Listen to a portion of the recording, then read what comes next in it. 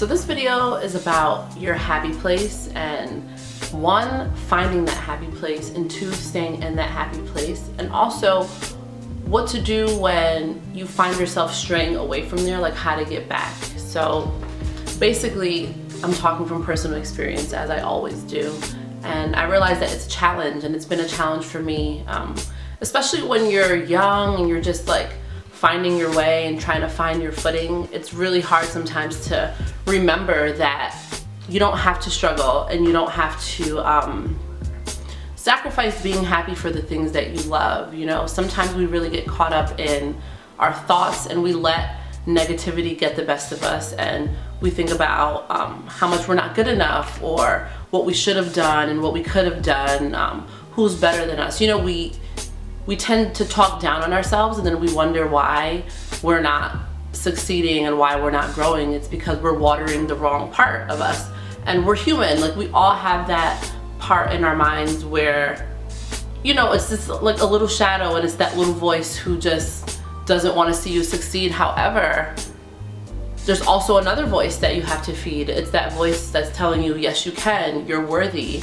You know, whatever dreams you have to know that God put those dreams in your heart. Those dreams are not really your own. If it's something that you think about every single day, even if it's something that you haven't told anyone, like your biggest, wildest dreams that you're so afraid to even speak of, that was put in your heart by God. So you owe it to yourself to continue to tell yourself you can do it. Aside from speaking negatively about yourself, really think about the way you speak about and speak to other people. If there's something that you know isn't a positive thing, but you keep on talking about it, you're inviting that energy into your circle. And we all do it, like we're human. I'm not saying, you know, if you do that you're a bad person, because I do it too.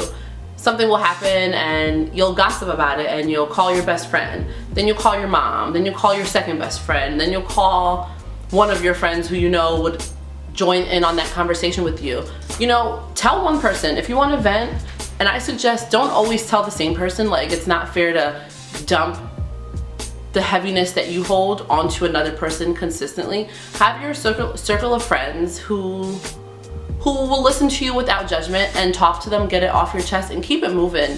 Don't keep on harping on the same thing, because you're gonna invite that same thing into your life. Whatever we put out is what comes back. And I'll say it, I've said it, people will say it, you'll see it all over Instagram, but it's true. Like, if you put something out into the world, it's gonna come back to you. But the surest way to get something away from you is to not feed it. Don't give it that energy, and it'll die. Don't water it and it will die.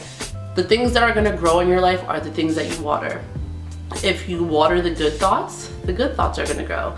If you starve the bad thoughts, they're gonna die. And the more you keep on doing it every day, the more you'll see, and I hate to sound cliche, but the more you'll see the garden in your life. You know what I mean? If you're watering all the good things, they're gonna grow without a doubt. But you have to have discipline, and you have to tell yourself that you deserve that garden. You know what I mean? Yeah, this has been like a really huge learning experience for me, because things haven't been easy. They never were easy, and I know that it's never gonna be easy, but it's about the way you choose to think.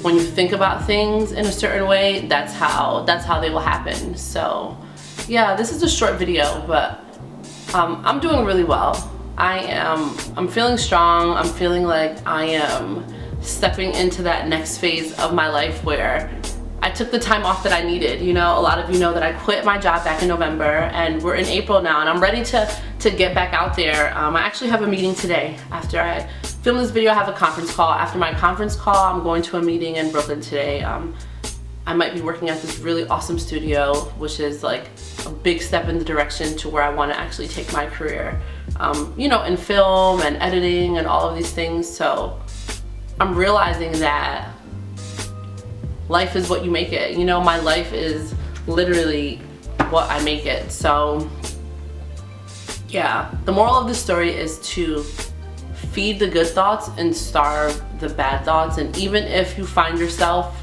in that bad place, stop right away. You don't have to let your entire day go like that and start tomorrow. Right then and there, stop it.